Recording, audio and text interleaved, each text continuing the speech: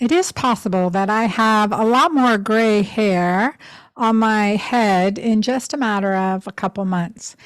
Since the war in the Middle East started between Israel and Hamas, and amongst many innocent civilians on both sides, and certainly in Gaza and Palestinians being attacked, has really affected me. I want to share with you a personal story, and I ask that you be objective and open-minded and open-hearted as you listen to me and know where my heart is coming from. A heart truly believing in compassion and peace is possible. And I'll tell you why in a moment. But first, let me tell you that I was first called a terrorist when I was 8 years old. 8 years old. Why, you may ask? Well, I grew up in a small town in Hatboro, Pennsylvania, and in the northeast of our country. And I was going to school with my mother. It was bake sale time. So in the early 1970s, bake sale time. And my mom was an amazing baker. She would make amazing cakes and cupcakes and desserts and muffins and all kinds of amazing food. That was her love language, cooking for sure, and baking especially. And she was bringing food for the bake sale. I was talking to the teacher and was talking with me as we entered the classroom. And a kid asked, "Where's your mom's accent from?" And I said, "Well, she's Arabic." And he said, "You're a terrorist. Your mom's a terrorist." And of course, I was devastated. This was the first thing that I'd ever heard, or this negative action or reaction that I'd ever experienced in my life. Now, as an 8-year-old girl, very smart, also very short and very chubby, and very, very devastatingly shy. And I'm quite the introvert till today, although I force myself to be extroverted to get the message out about my mission and help as many people as I can. But definitely at that age and through much of my young adulthood, I'm very, very shy.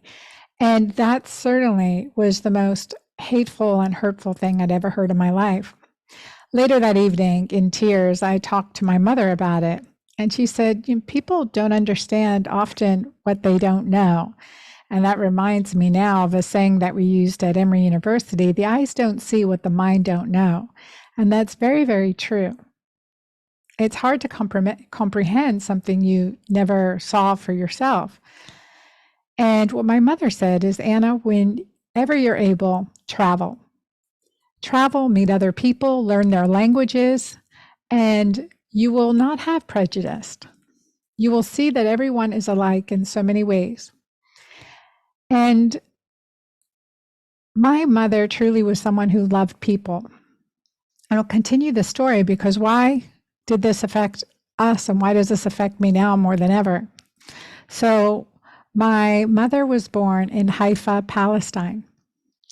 She is Palestinian, 100% for hundreds of years, generations of Christianity in the Holy Land, and can trace our lineage back 500 years at least in the Holy Land as Christians, and likely even more so, because my genetics is completely 50%, my mother's side, 50% in that region, Levantine region. So Palestine, Israel, Jordan, Syria, Lebanon. That's it. There's no Crusader blood in our bloodline. There's no other Asian influence. It is 100% that area. The other 50% of me is Portugal. And so that's it, 50-50. And my father met my mother when he was working. He started Navy in early World War II. He was only 17 years old. So that would be 1943. He joined the U.S. Navy. So he was first generation American, but Portuguese. Both his parents were from Portugal. And he served the U.S. Navy in World War II.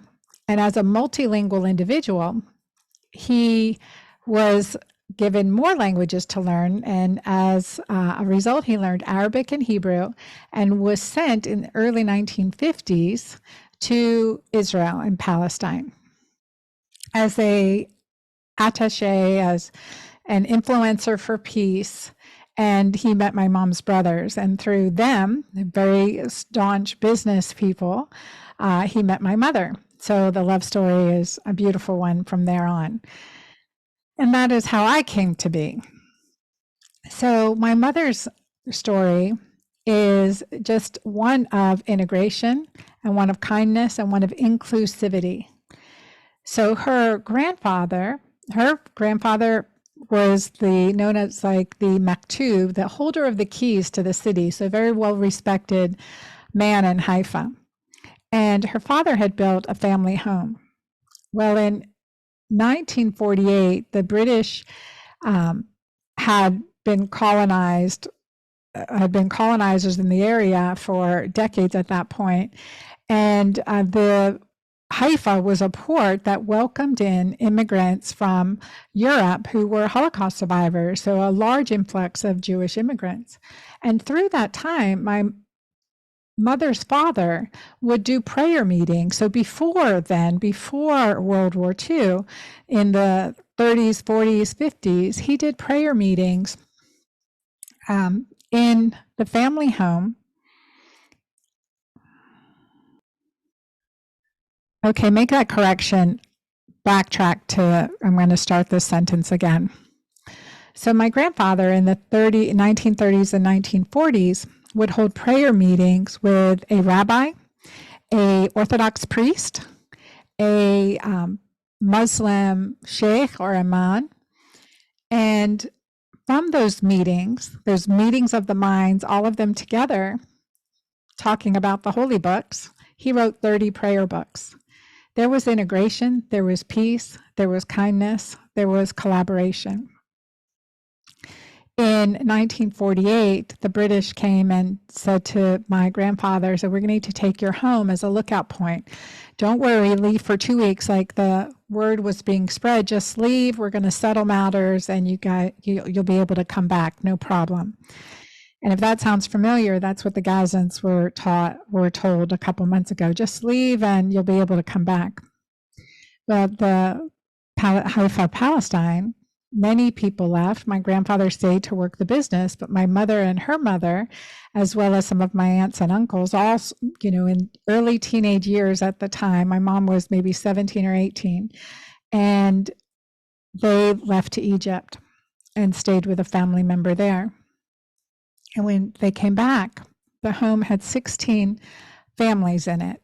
So it was settled. There were, they call them squatters, settlers that came, and British had given the home of my grandfather that my grandfather built to 16 families. It was a big home.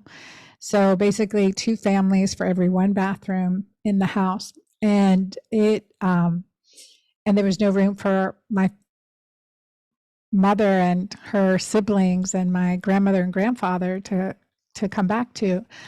Over time, they stayed in Haifa. My grandfather had a big business. He supplied a lot of the food and international food and delicacies to the locals as well as to the military, and had, again, a very good reputation. And also very significant ties to the church, the Catholic Church, as well as the Orthodox Church. And so they stayed with an uncle in Haifa and then gradually bought out the squatters that were living there so they could find another home, but paid them to leave the home, our home. And it seems so bizarre. What if you go to a concert and you paid for a ticket and you go to your seat and someone else is sitting in your ticket? What if you leave your home for vacation for 2 weeks and you come back and there's other families living in your home? And the stories, there are many, many stories, and certainly my family was fortunate to be able to continue their heritage and their legacy in Haifa and Nazareth and Bethlehem and Jerusalem.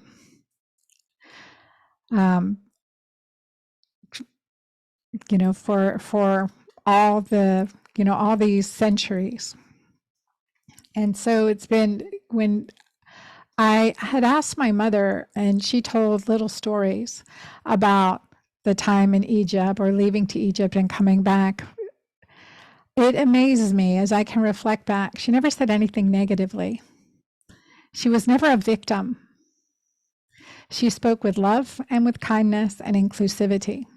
And she spoke Arabic and Hebrew and French and English perfectly. I mean, I speak a little bit here and there. I'm conversant in four languages, but it's a challenge. And but my mother was completely fluent, and we grew up in a house where I frequently heard English, Arabic, Hebrew, and French, as well as Portuguese spoken. And we also had people from all over the world come stay with us, family, friends. It was open. So we had Jewish friends, Israeli Jewish friends, Muslim, Hindu, you name it, Baptist, for heaven's sakes. Even they were welcome into our home. So it was tongue in cheek. But, it was really, I grew up in the United Nations. And when I was in fifth grade, my a young girl came to our school in Pennsylvania, and she only spoke Hebrew. She was an Israeli Jewish girl from Israel. And so the teacher asked, "Does anyone here speak Hebrew?" And Howard Feinberg quickly raised his hand and said, "Shalom." That was basically what he knew. And I gingerly raised my hand, again, very, very shy, and I said, "I do." And Mr. Davis, our fifth grade teacher, said, "Okay, Yael, go sit next to Anna." And we had the best time. We became the best friends. She came to my home. My mom welcomed her with open arms, and her family as well.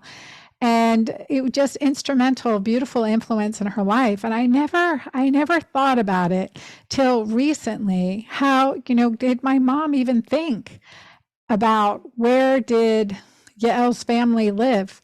Did they live in a home of a Palestinian that was forced to leave or worse?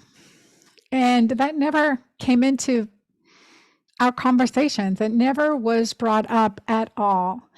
And I think it's really powerful as I think with the art of compassion, as I work to understand physiology and health and the effects of trauma and stress and traumatic stress, as well as adverse childhood experiences on our physiology and on our ability to cope and handle. Like, do we experience post-traumatic distress or post-traumatic growth?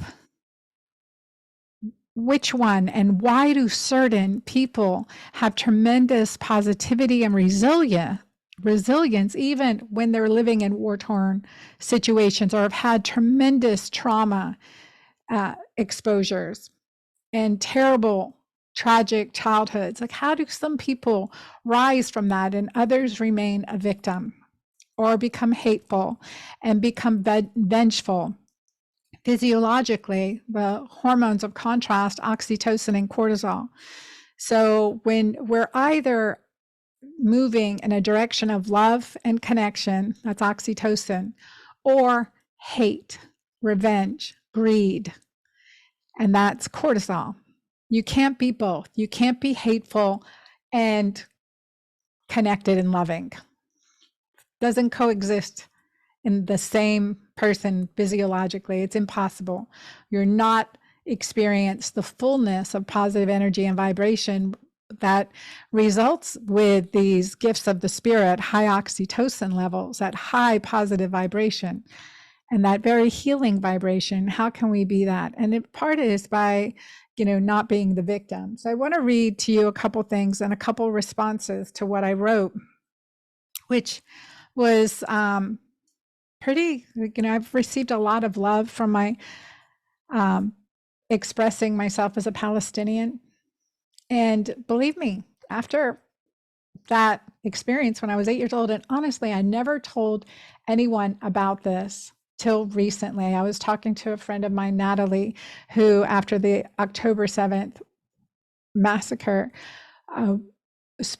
she was struggling. And I spoke with her and I called her up. I wanted to check in on her and see how she's doing, to see if I can help and support her in any way, and also share my perspective as well, and hope for healing, and that there can be reconciliation and healing, and that there, whatever can happen. I wanted to address her grief. And so this is what I had written.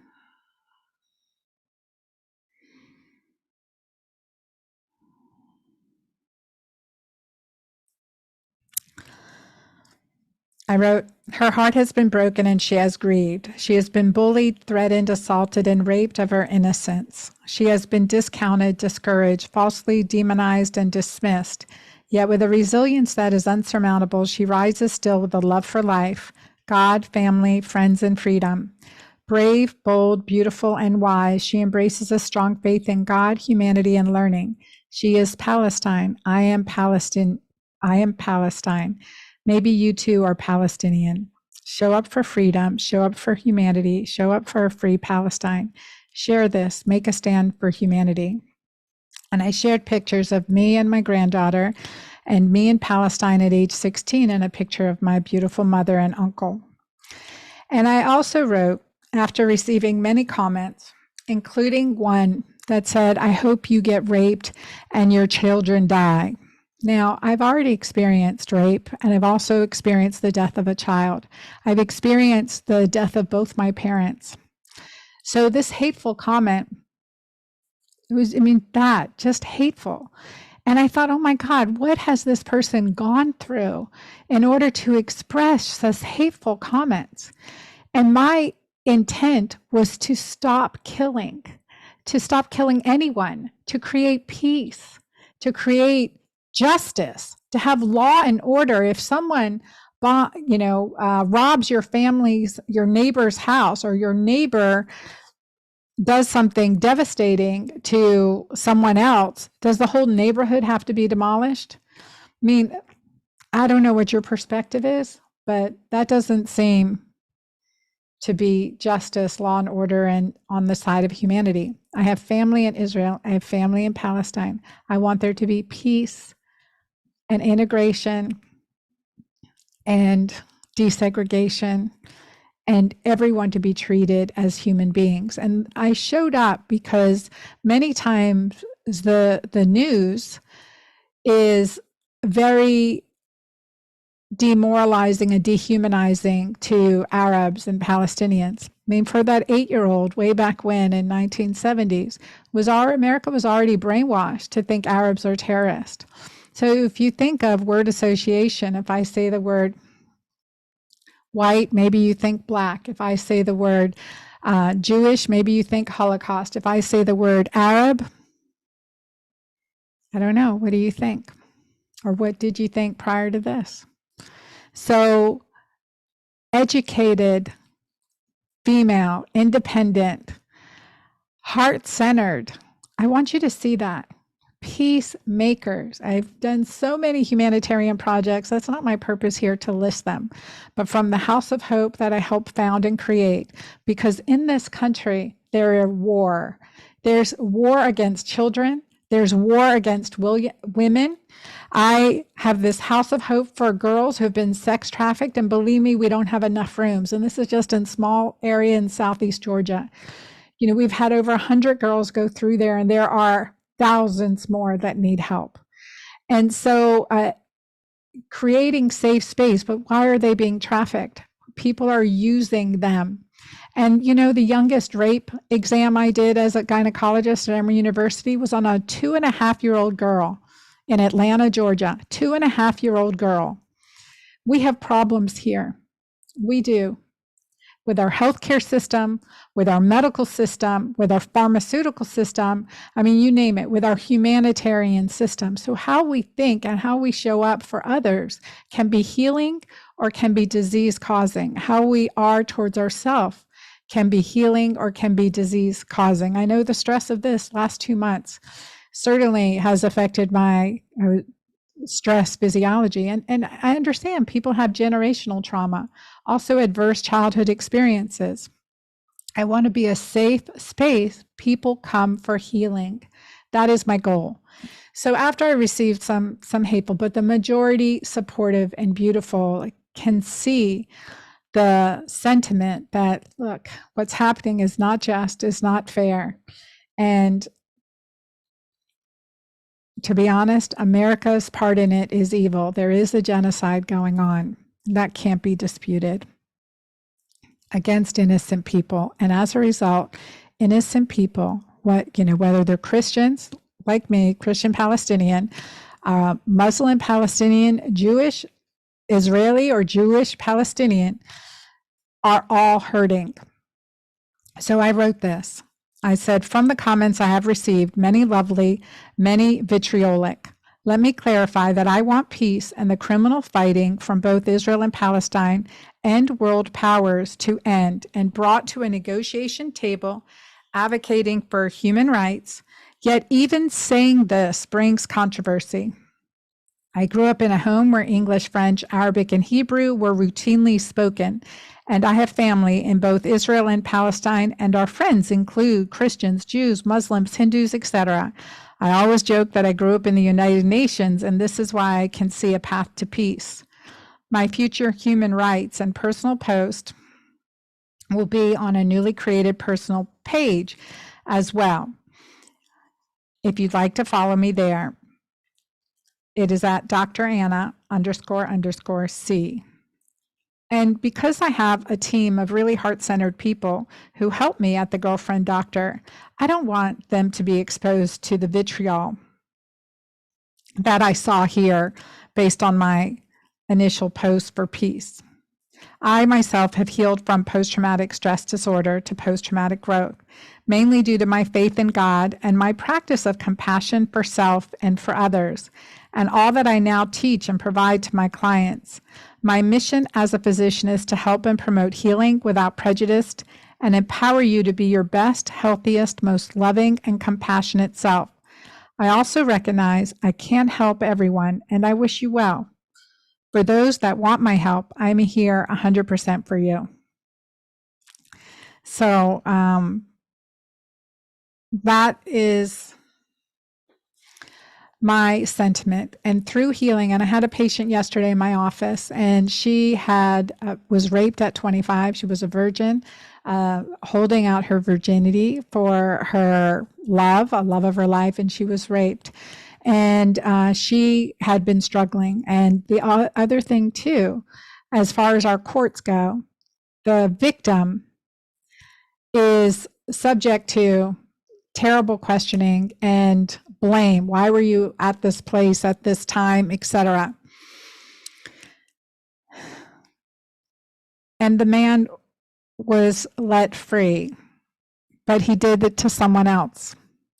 In that case, she was able to testify of her experience again after another person, and who knows how many others, had been subject to his brutal attack and sexual assaults, and was able to have him imprisoned and labeled as a sex offender. Brave young woman, now 27 years old, brave young woman, and dealing with that trauma, and dealing with the heartache, and dealing with lost dreams and expectations. So we have a lot to do, but it's never okay to hurt someone else for your own benefit and your own glorification and your own self-justification. I believe that 100%. And no matter the trauma that I've been through, maybe it makes me a better person, a better healer, a better intuitive physician and compassionate person, but it makes other people exactly the opposite. So healing from trauma is the way we can achieve optimal health. And we start with ourselves and one person at a time. How can we be kind? How can we be loving? What we want for other people, what we want for ourselves has to be what we want for other people. And the world we want to wake up in has to be the world we want others to wake up in also. I know I'll get many questions and probably many unsubscribes, but I hope you share this message and know that it's coming from my heart. And it's why I do what I do without prejudice. Anyone is welcome to come see me into our community as long as you're kind. God bless you. Till next time, this is Dr. Anna Cabeca.